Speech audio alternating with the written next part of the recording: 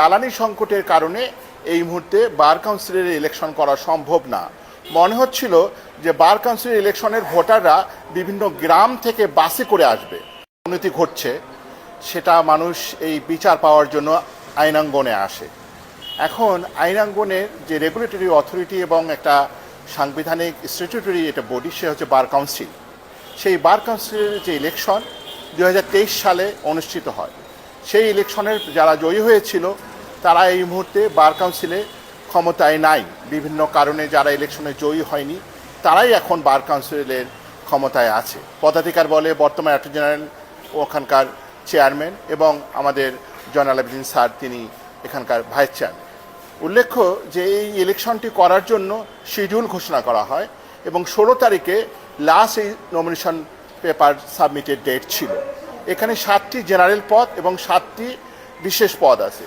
আমরা সবাই মিলে এই ইলেকশনে অংশগ্রহণ করার জন্য আবেদন করেছিলাম। আমি সদস্য পদে সাধারণ সিটে আবেদন করেছি। কিন্তু দুঃখজনক বিষয় যে 16 তারিখ যেদিন আমরা আবেদনটা করি, ইলেকশন হওয়ার কথা ছিল 19 তারিখে।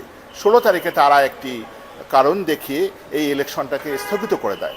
কারণটি একটু হাস্যস্কর যে দেশে জ্বালানি সংকটের কারণে এই মুহূর্তে বার কাউন্সিলের ইলেকশন করা সম্ভব না। মনে হচ্ছিল যে বার কাউন্সিলের ইলেকশনের ভোটাররা বিভিন্ন গ্রাম থেকে বাসে করে আসবে। যেসব লোক কোর্টে অবস্থান করে তারাই কোর্টে এই ভোটটা দিবে।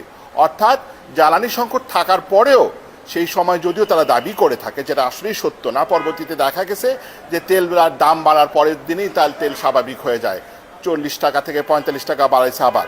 সুতরাং জ্বালানি সংকট কোনো কারণ ছিল না। তেনারা কেন এটা করেছে আমরা ঠিক এই মুহূর্তে কোনো কিছুই আমরা মন্তব্য করতে চাই না।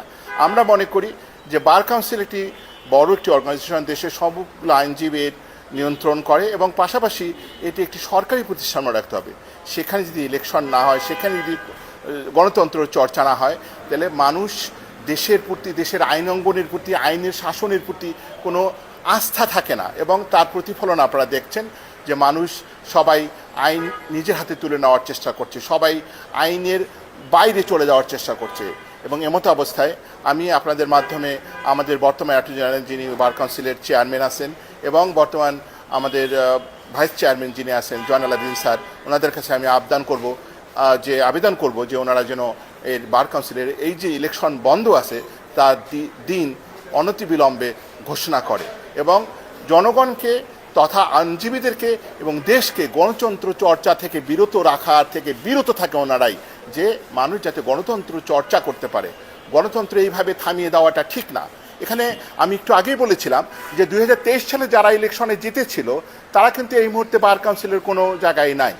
যারা জেতে নাই তাদেরই অনেকেই এখন বার কাউন্সিলের বিভিন্ন পদে আছে, অর্থাৎ তারা লয়ারকে রিপ্রেজেন্ট করছে না। তারা যদি জেতা গ্রুপটা হতো তাও একটা কথা ছিল, তাও না।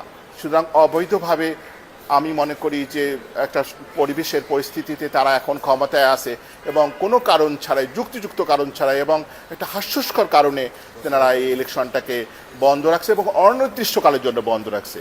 আপনারা সবাই অবগত আছেন যে তেলের কোনো সংকট যেটা তৈরি করা হয়েছিল সেটা কৃত্রিম ছিল এবং যেদিনে দাম বেড়ে গেল পরের দিনে তেলের আর কোনো সমস্যা হইল না।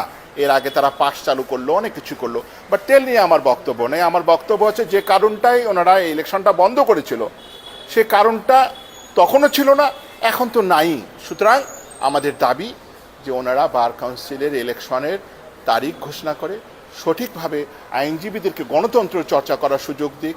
এর মাধ্যমে দেশে আইনের প্রতি জনগণের আস্থা ফিরে আসবে এবং আইনাঙ্গনে যদি আইনজীবীরাই তার ভোটাধিকার এবং গণতান্ত্রিক অধিকার চর্চা করতে না পারে, গোটা দেশের অবস্থা কতটুকু খারাপ হয় সেটা তো আপনারা দেখতেই পাচ্ছেন। মানুষ আর কারোর প্রতি কোনো আস্থা নাই।